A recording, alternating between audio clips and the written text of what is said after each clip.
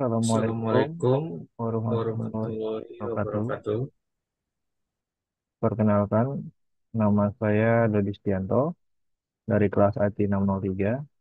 Pada kesempatan ini saya ingin mempresentasikan jawaban UAS mata kuliah Grafika Komputer, yaitu membuat objek geometri tiga dimensi menggunakan OpenGL. Pertama-tama, saya akan menyampaikan mengenai OpenGL itu sendiri.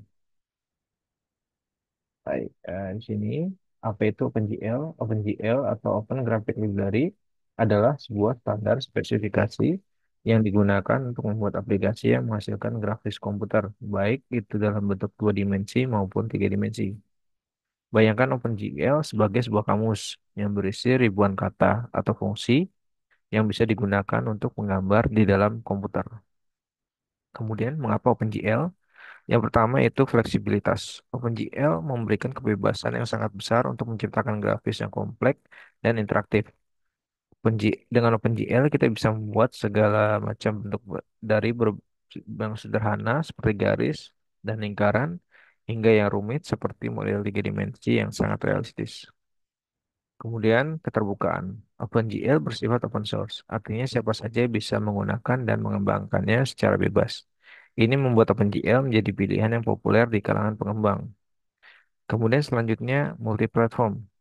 Aplikasi yang dibuat dengan OpenGL bisa dijalankan di berbagai jenis sistem operasi dan perangkat, seperti Windows, Linux, macOS, dan berbagai jenis kartu grafis. Kemudian, bagaimana cara kerja OpenGL?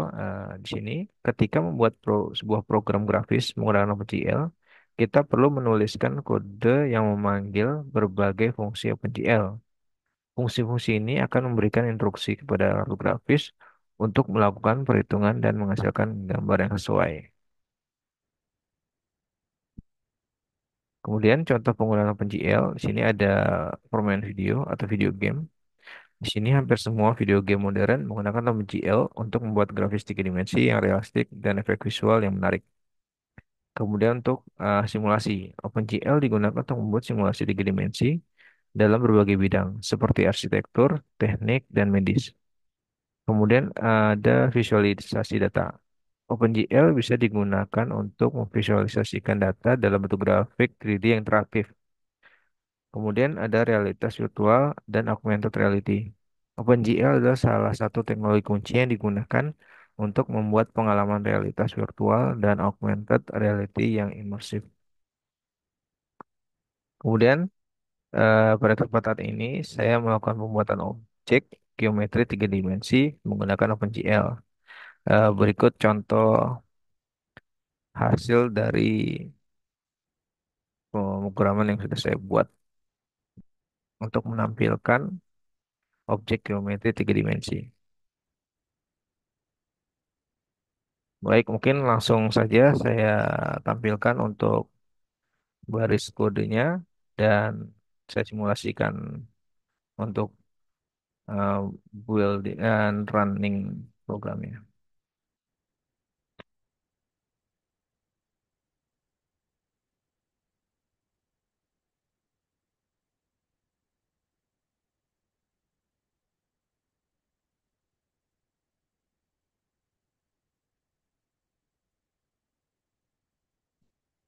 Baik, di sini saya menggunakan kode blocks versi 17.12 untuk proses pengodingan.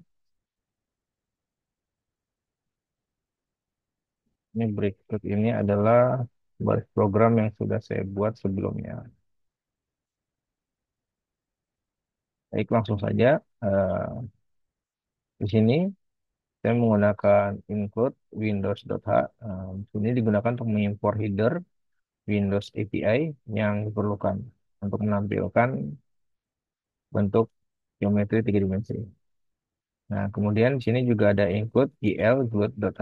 Di sini digunakan untuk mengimpor header glut atau OpenGL Utility Toolkit yang digunakan untuk pengaturan jendela dan kontrol input dalam sebuah program OpenGL. Sini saya juga memiliki global variable. Di sini ada chart title. Di sini untuk memberikan nama pada jendela yang akan dimunculkan nanti. Kemudian ada GL plot, Angel Cube di sini. yang merupakan variabel global untuk sudut rotasi kubus. Jadi nanti ada pergerakan rotasi untuk 3D geometrinya, objeknya. Kemudian di sini ada INT refresh mils 15. Nah, di sini merupakan waktu dalam milidetik antara antrian panggilan fungsi timer. Kemudian di sini juga saya membuat fungsi void initGL ini fungsi untuk menginisialisasi pengaturan OpenGL, di mana yang pertama itu GL clear color. Di sini digunakan untuk mengatur warna latar belakang jendela menjadi hitam. Kemudian di sini ada GL clear depth di sini mengatur nilai kedalaman awal untuk buffer kedalaman. Kemudian ada GL enable depth test di sini mengaktifkan panggilan kedalaman depth test untuk menghindari tampilan objek yang salah. Kemudian di sini juga ada GL depth function ini menentukan fungsi perbandingan untuk pengujian kedalaman dia lebih kecil atau sama dengan. Kemudian ada GL set model di sini.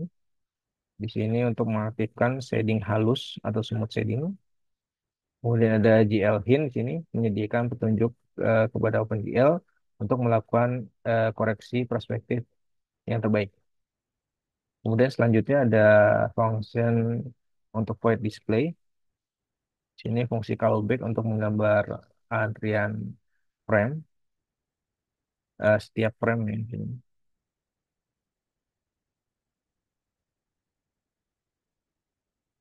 Ini ada GL clear, menghapus buffer warna dan buffer kedalaman. Kemudian ada GL metric mode di sini mengatur mode matrix ke model view untuk transformasi objek. Kemudian ada GL load identify mengatur matrix model view. Dan selanjutnya di sini saya menggunakan GL begin. Ini untuk mendefinisikan 6 sisi kubus dengan warna dan vertex masing-masing. Karena di sini saya tujuannya untuk menampilkan sebuah bentuk objek tiga dimensi dari kubus yang memiliki 6 sisi dengan warna yang berbeda. Di sini untuk penjelasan tiap sisinya, untuk sisi atas di sini saya memberikan warna hijau menggunakan baris kode GL color 3F di sini. Ini akan membuat sisi atas dari kubus menjadi warna hijau. Kemudian dilanjutkan dengan 4 baris di sini masing-masing merupakan titik koordinat dari tiap-tiap sudut yang nantinya akan membentuk sebuah persegi yang menjadi bagian dari sisi-sisi kubus. Nah, di sini untuk titik koordinat pertama di sini dengan sumbu X, Y, Z, di mana X-nya 1, Y-nya 1, dan Z-nya min 1. Kemudian untuk titik kedua di sini untuk X-nya min 1, Y-nya 1, dan Z-nya min 1. Kemudian untuk titik ketiga untuk X-nya min 1, Y-nya 1, dan Z-nya 1. Kemudian untuk titik keempat, di sini X-nya 1, Y-nya 1, dan Z-nya 1. Sehingga dari keempat titik ini akan membentuk sebuah sisi berbentuk persegi yang menjadi bagian dari kubus. Kemudian dilanjutkan untuk sisi berikutnya itu sisi bawah. Di sini saya memberikan warna orange untuk sisi bawahnya. Kemudian dilanjutkan dengan titik koordinatnya sama seperti sebelumnya dengan sumbu X, Y, Z dari ke masing-masing titik sehingga membentuk bangun persegi yang merupakan sisi bawah dari kubus nantinya. Kemudian dilanjutkan dengan sisi depan sini saya memberikan warna merah untuk sisi depan dan ini juga koordinatnya. Kemudian untuk sisi belakang saya memberikan warna kuning di sini dan ini juga titik koordinatnya.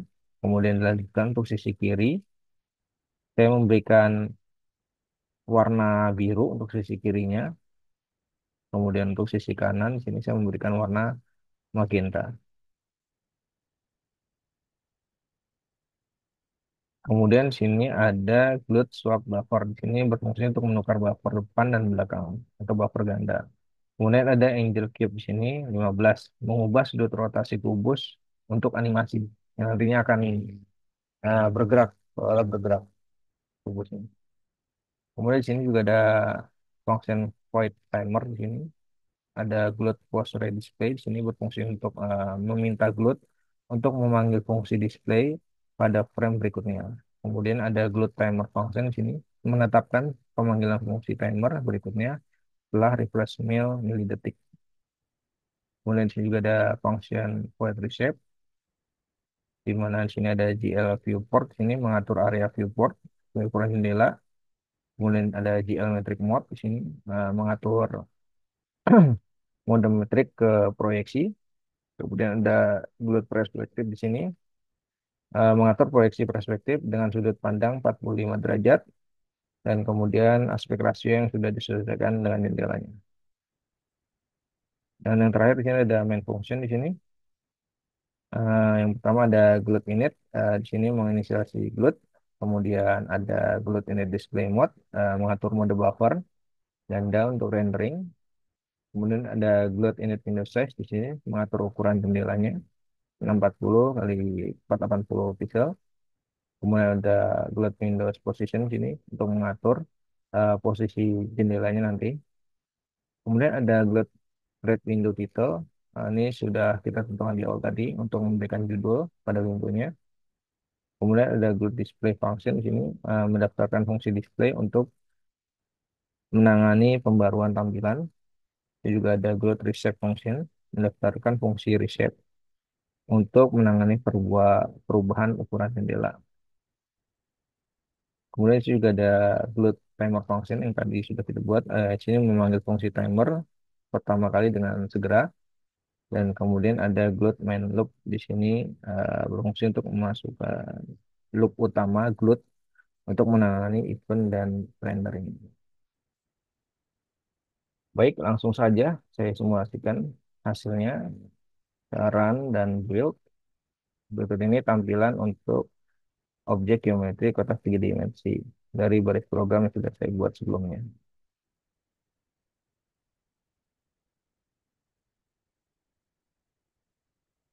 Ini kubus memiliki 6 sisi dengan masing-masing warnanya dan dia akan berputar sesuai dengan angle yang sudah ditentukan tadinya. Dan ukuran jendela juga sudah disesuaikan seperti ini.